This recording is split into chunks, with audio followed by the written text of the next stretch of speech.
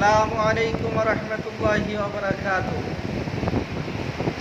বর্তমান সমসাময়িক বিষয় নিয়ে কিছু কথা বলবো। আমাদের স্বরাষ্ট্র উপদেষ্টা দায়িত্বহীন কথাবার্তা, আবুল তাবুল কথাবার্তা, এখনও 5 দিন পেরিয়ে যায় নাই। আমার শহীদ ভাইয়ের রক্ত এখনও শুকিয়ে যায় নাই।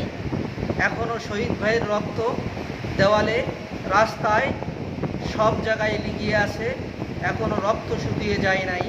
তার মধ্যে এমন সব দায়িত্বহীন কথাবার্তা উনি বলতেছেন যেগুলো দেশ এবং জাতির বিরুদ্ধে যাচ্ছে। আমরা স্বৈরাচার সরকারকে এই দেশ থেকে উৎখাত করেছি। তার অত্যাচার, নির্যাতন,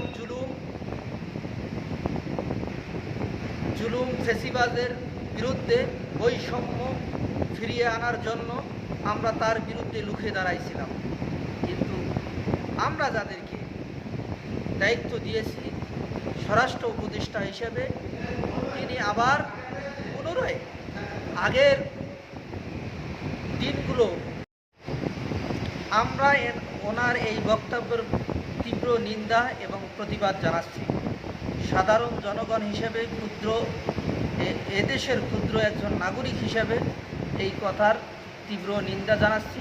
অতি বিলম্বে ওনাকে এই কথা উদ্র করতে হবে, জাতির কাছে ক্ষমা চেতে হবে। সামনের দিনগুলোতে উনি যেন এরকম দায়িত্বহীন কোনো কথাবার্তা না বলে, এটা আমরা ওনাকে সতর্ক এবং হুঁশিয়ার করে দিচ্ছি। আসসালামু আলাইকুম।